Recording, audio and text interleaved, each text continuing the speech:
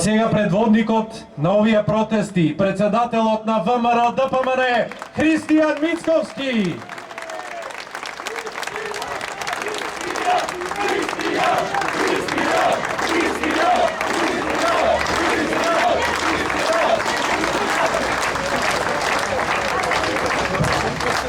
Добро вечер, Македонија, добро вечер, браќа и сестри, драги пријатели. Благодарам што и денеска одвоивте дел од вашето време и сте овде со нас на овој протестен марш да одадеме поддршка на сите оние неправедно обвинети, неправедно осудени, на сите оние кои што денеска поради постапките на ова оттуѓена и ненародна власт предводена од мафијаши се наоѓаат во затвор, луѓето кои што денеска се предмет на мобинг во јавната администрација, во јавните предпријатија, во локалната администрација. Ви благодарам уште еднашка што сте овде денеска со нас.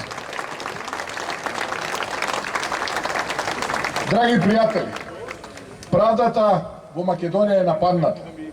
Селективната правда денеска во Македонија е неправда. Имаме невини луѓе во затвори. Луѓе кои страдаат поради самоволието на власта и мафијата. Зошто е тоа така? Затоа што во овој хибриден режим, кој го констатираат европските институции, се владее со терор, со притисок и реваншизам.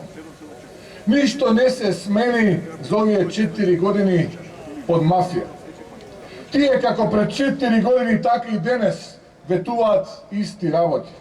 Ки имало правда, ки имало ред, ки имало дисциплина. 4 години живееме во состојба на ке. Ова ке влада живее во очекувањата кои ги креира. И нема решение на проблемите кои што денеска се тешка, сурова реалност. Една помината ноќ на невин човек во затвор е потешка од 10 години робија на криминалец. Во затворите има луѓе кои се таму поради политички прогон, а оние за кои Заев велеше дека се криминалци, денеска гледаме дека се најблиску до него. Целта е едноставна. Двете мафии, онаа на Заев и онаа која му се покори да му служи, сакаат да имаат две партии. Каде сложно ќе договараат кога да се смени власта, а тоа е тогаш кога ним им одговара. Не имаат голем проблем во тој план.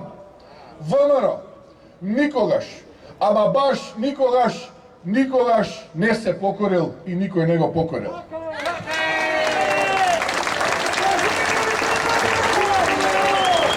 Кога економијата пропаѓа, кога банка со народни пари поради плячката на мафијата оди во стечај, кога земјоделците протестираат и кога притисоците се засилуваат, а некому не му е јасно зошто ВМРО ДПМН е тема на владините медиуми, јас ки ви одговорам, реваншизмот е главен. Поради сето ова има гласни медиуми кои во името на власта ја трујат вистината. И затоа има медиумски обрач кој низ розови очила ја сервира грдата, тешка и болна реалност. Ова влада сака да ги слушаме со воодушевување и поласканост истите ветувања за правда кои 4 години ги даваат одново и одново. Тие мислат дека народот има меморија на аквариумска рибка и дека секој миг ни е ново доживување. Каква е тоа навреда од овие самобендисани мафијаши? До кога ќе чекаме правдата? 30 години новој народ му поминува во некакво чекање. Доста е веќе со празни ветувања, треба да се делува. Народот бара дела. Одбиваме да ги потрошиме нашите животи во чекање. Неправда е кога се тепаат новинари. Критичари на власта добиваат крвава глава само затоа што зборат гласно за криминалот на мафијашите и нивните слуги, исти како нив мафијаши. Зарем тоа треба да се одмолчи?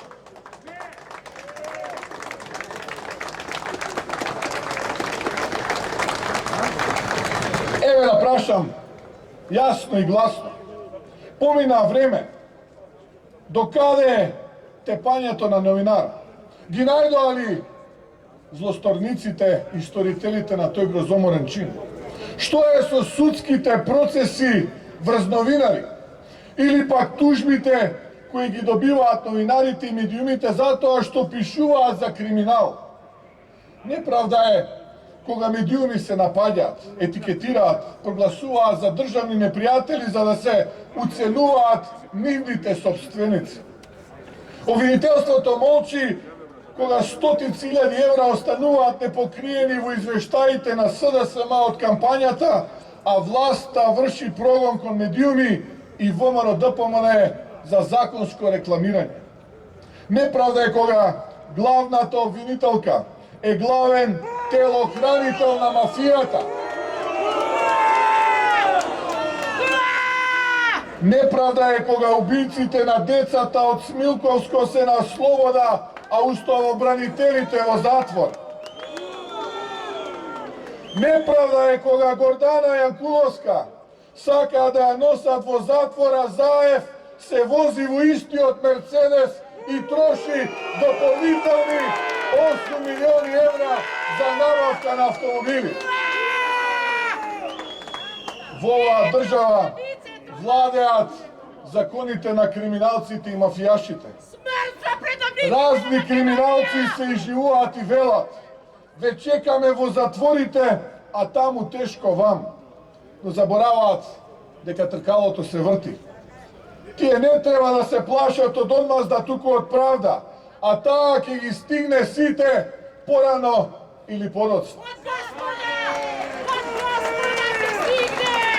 Неправда е кога Луи Витон судството носи трас одлуки кои ги диктира Заев, а истото молчи за рекетот, панамските пари и бизнис сделките на Заев и сомнителен бизнисмен за милионски бизниси во Тетово. Кога толку неправда и прогон има од Заев кон ВМРО ДПМН и критичарите на мафијата, можете да замислите колку е лошо за обичниот граѓанин. Колку голем прогон и реваншизам има за обичните граѓани. Ги распределиле од Скопје да работат во рудник во Кичево затоа што пишувале критички статуси против власта. Избркале самохрана мајка, зашто требало да вработат партиски војник. Избркале жена пред пензија за да има работа за децата на функционерите. Ете тоа се насловите и случувањата секојдневно. Има брутални притисоци и кон припадниците на Министерството за внатрешни работи. Професионалните војници. Се врши реваншизам кон овие луѓе затоа што не се покоруваат и сакаат да бидат професионалци. Не можат и одбиваат да бидат соработници на мафијашите и мафијата.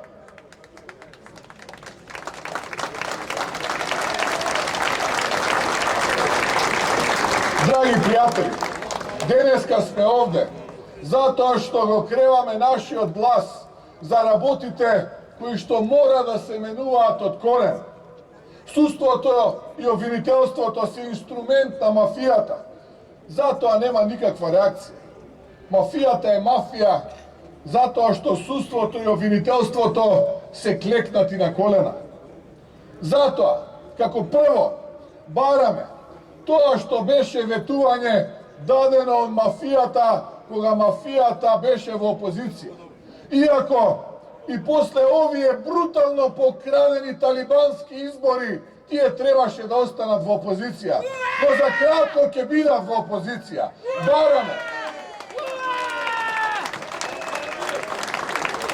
Бараме до овие мафијаши да си го исполнат ветувањето и да дадат можност опозицијата да предложи независен и непристрасен јавен обвинител кој ќе го исече од корен криминалот, почнувајќи од првото дело па се до завршувајќи во последното, без разлика на политичката припадност.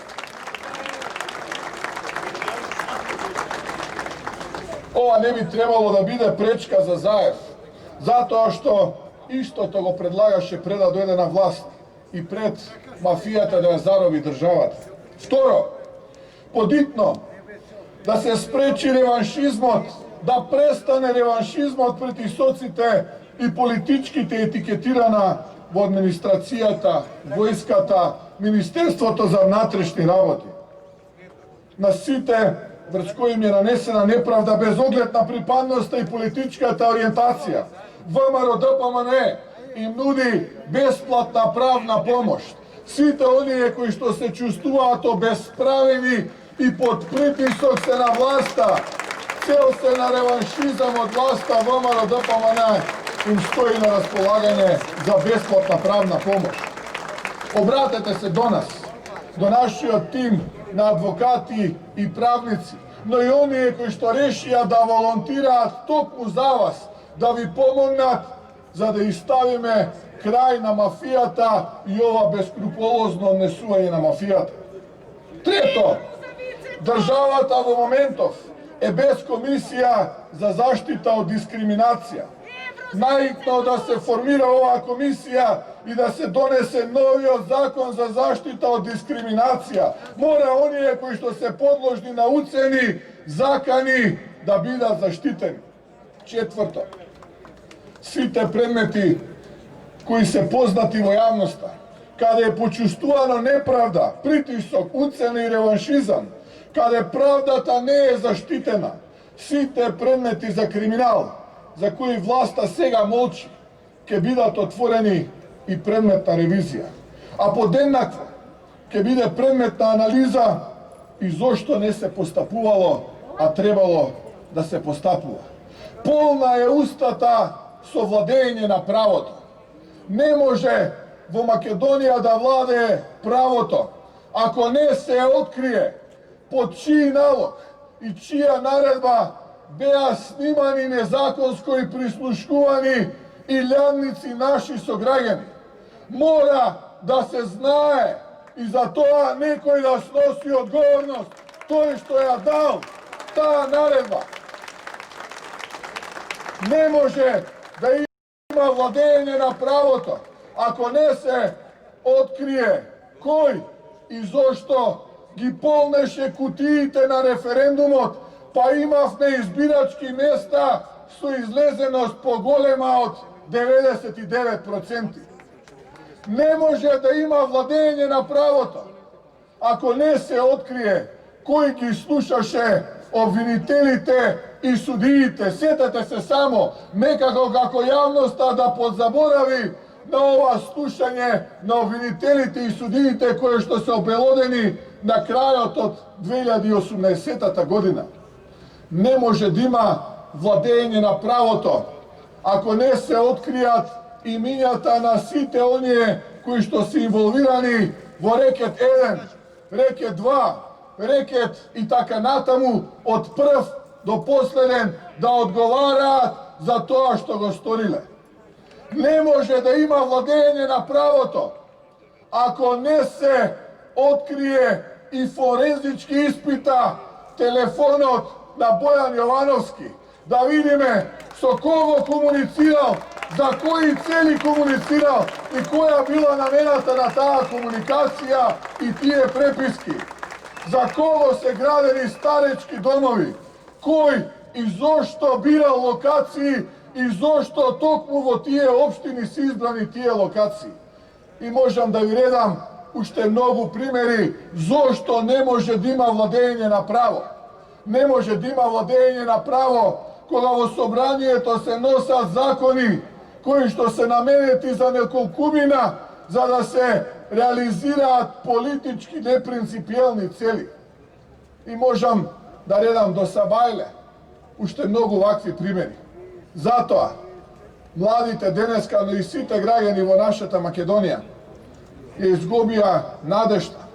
И затоа денеска и покрај сите овие розови очила кои што ги имаат овие од мафијашката власт пласирана преку провладините медиуми, денеска нема медиум каде што во првите 10 вести најмалку не сте го сретнале Зоран Заев 3 пати, Не сте го сретнале Пендаровски 2 пати. Не сте сретнале позитивна вест за Заев најмалку 3 пати. А народот мака мачи од први до први како да го помине месецот со празни джебови. Илјадници наши сограѓани останаа на улица без работа и молат и питаа за корка леп. Ево такво општество ние живееме денеска. Тоа е таа сурова реалност, а не е сурова реалност како што во првите 10 вести денеска ќе сретнете на некој од провладините медиуми. Тоа е, драги пријатели, суровата реалност. Затоа, ќе не има се повеќе. Не треба да се обесхрабруваме. Тешка ќе биде битката. Но ви уверувам дека на крајот народот ќе ја победи мафијата и ќе дојде правдата и силно ќе огрее сонцето за секој еден во нашата држава.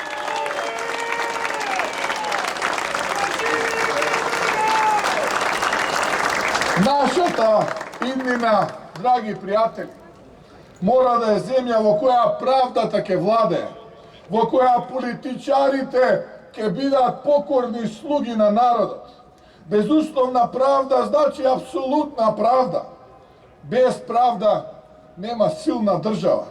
За да има правда, мора мафијата да биде поразена и брутално изнесена пред лицето на правдата, да одговара за сите неправди кои што ги нанесе на секој еден граѓанин без разлика на неговата етничка припадност. А ќе падне. И знам дека на мафијата ќе им се случи народ порано или подоцна. И благодарам уште еднашка што и ова вечер бевте овде со нас. Се гледаме до следната можност. Да сте ви живи и здрави и Бог со нас и вашите семејства. И благодарам.